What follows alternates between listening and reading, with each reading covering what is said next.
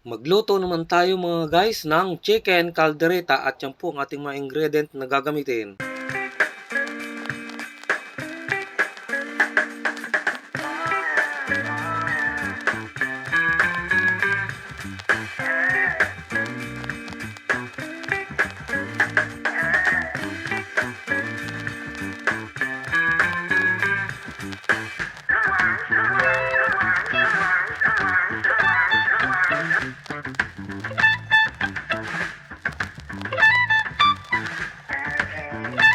Ayan po, ang gagawin natin dyan, imimix na po natin yung ating mga ingredient dyan.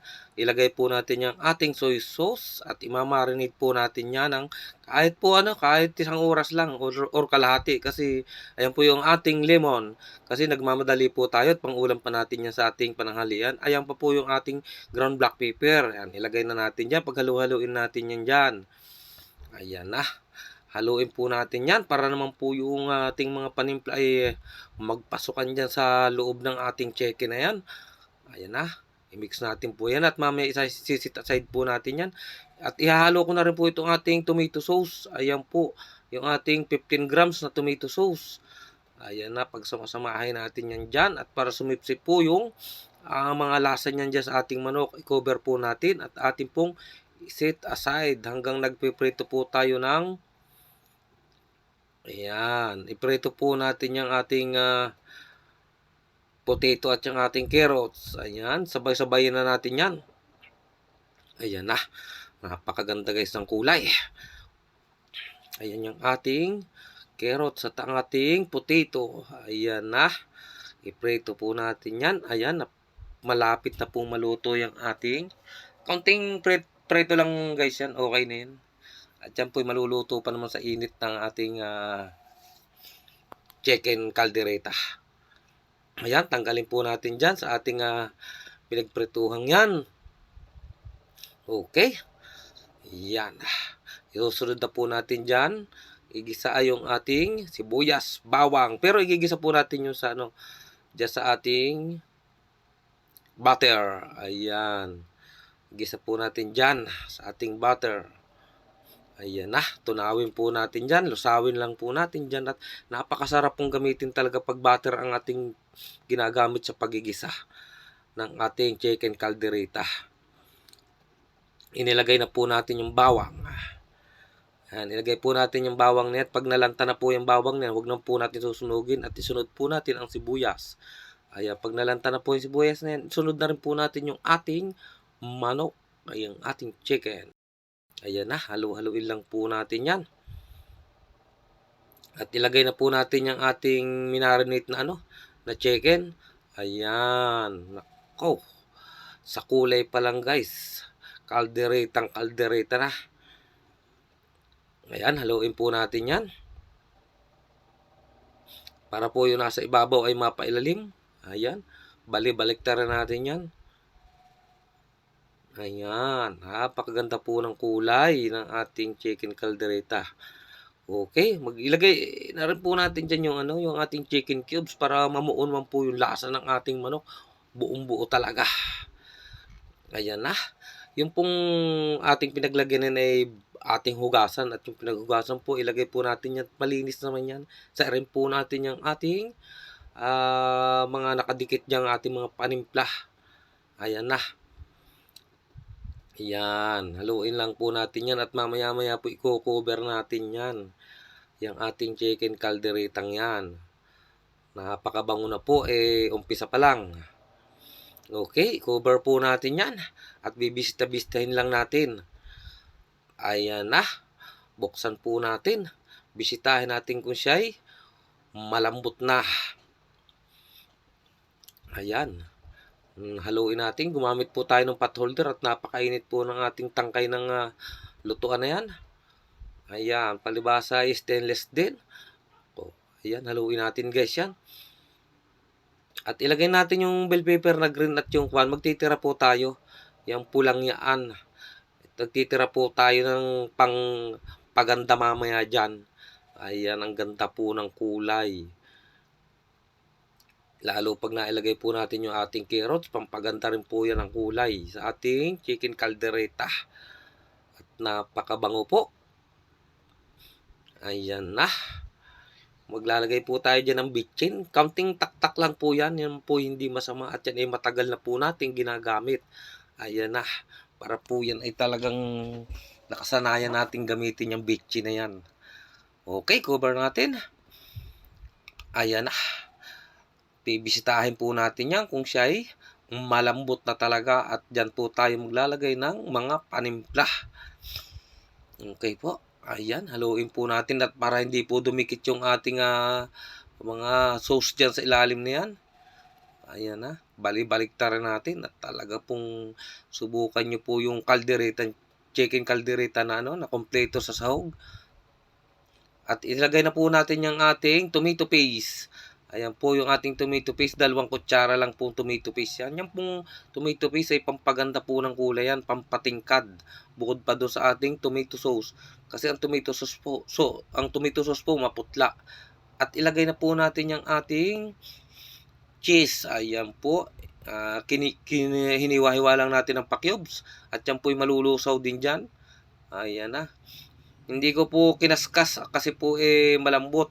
Hindi ko po nailagay muna sa refrigerator kaya lumambot siya. Ang ginawa ko hiniwa-hiwa ko na po ng pa-cubes. Ayan. At yan po matutunaw din dyan. Malulusaw din yung ating cheese na yan dyan. Ayan na. Mabango na po talaga yan. At sa ilang saglit po mamaya isusunod natin dyan yung ating mga iba pang panimpla. Gaya po ng ating peanut butter. Naglalagay po ako ng peanut butter dyan. Saka yan pong ating reno. Kuluan na guys yan. Talaga pong kung naaamoy mo lang po ay talagang masarap. I-cover po muna natin yan. Ayan na. Ating pong bibisitahin uli yung ating chicken na yan. Okay. Talaga namang kakanti na po ang sauce niya. At malapot na rin. Wala pa po yung ating mga reno dyan. Malapot na. Yan naman po ang gusto ko sa chicken caldereta. Kahit ano pong caldereta. Basta po yung sauce halos nakadikit doon sa laman. Pag inilagay mo sa kanin ay talaga namang hawang-hawa sa kanin yung sauce niya. Yung hindi po ba siya masabaw. Talagang yung tamang lapot lang. Ang gusto ko sa chicken caldereta. Kahit sa ano pong caldereta. Ayan na. Ilagay na po natin yung ating peanut butter na yan. Yung pong peanut butter ay tira ko pa po nung nakaraan. Kaya nilagay ko sa refrigerator ay medyo tumulog na yata yan dyan. Pero yan po yan malulusaw din dyan sa init nyan. Ayan na. Talaga pong maganda sa caldereta po ay yung hindi po masabaw. Yung pong may sauce siya pero napakalapot niya. Ayan, yung pong pag idinampi-dampi mo sa kanin, yung ating karne, talagang humahawa doon sa ating kanin. Ayan na. Pwede rin naman po tayong gumawa ng kalderetang may sauce. Maraming sauce kung yan po ay paninda. Pero pag yan po ay mga panghandaan, ay kailangan po ang sauce niyan ay malapot. O kaya pang sarili. Yan po yung ating liver spread. Ayan. At talaga pong yan po yung pangkumpleto ng ating panlasa sa ating chicken caldereta. Nako, grabe, ulam na talaga, sauce pa lang. Ayan, maglalapot po talaga yung sauce natin yan. Pag nilagyan po natin talaga ng liver spread yan. Ayan na. Halo-haloin natin ang ilalim at baka naman po dumikit. At saka nilagay ko po yan sa mahinang temperature lang po yung ating apoy. Pagka ganyan pong ang lutuan natin ay stainless. Ayan, napakainit na po niyan. Ayan po yung ating pangdampi-dampi sa kanin. Nakakagutom na guys. Ayan, ilagay na po natin yung ating prinitong yan, carrots at patatas. At yan naman po ay talagang luto na yan. Nako, lalo nang gumanda guys ang kulay. Mga idol, nakakagutom na sa amoy pa lang. Pampistahan po ang dating nito. Lalo't malapit na po sa amin ang piyesta. Ayan na. Talagang yan po ang ihahanda ko sa piyesta. Isa po yan sa recipe kong ihahanda ko sa piyesta. Yan pong ating chicken caldereta. At bukod pa po sa caldereta nga ating mga ribs na pinaplano. Ayan. Masarap din po yung ribs sa caldereta. Ayan na ang ating chicken caldereta. Luto na po yan. Sa ilang saglit lang po ay pwede na po tayong lumamon. Lumamon guys ha. Kumain. Pag sinabi pong lumamon ay talaga pong marami yun. Marami tayong kakainin. Okay guys, at yan po ay luto na po yung ating chicken caldereta. At lalagyan po natin yan ng ating sili bell pepper na red at green para po lalong to gumanda ang kulay niya. Yan yung pong tinira natin kanina. Nagtitira po talaga ako niyan para po kung sa babae may pampaganda naman po tayo. May lipstick yung ating recipe. Ayan na. Haluin po natin yan at magdidikit po yung ilalim niyan. Nakaw, yan po ang magagandang sauce sa ating nilulutong kaldereta.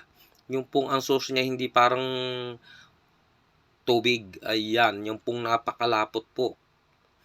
At yan po ay gaya ng sinasabi ko, pag yung pong kanin natin yan ay nadampian lang ng isang hiwa niyan, ay talagang humahawa po. Ayan po yung ating pamatay na chicken caldereta. Ayan na. Luto pong piyestahan yan. Kompleto po yan. Kasi po pag sinabing pampiestahan, ay talagang kompleto po yan. Pagka mga pangkanti naman siyempre naman po may counting sauce po talaga. May sauce talagang umaagos-agos yan. Kasi nga po kailangan ng sauce ng ibang customer. Pero pagka ganito pong pampiestahan o pang-ulam pang sarili, ay talagang okay po yung sauce na napakalapot. Ayan na. Pwede na po. Okay, luto na po ang ating chicken caldereta. Ayan na.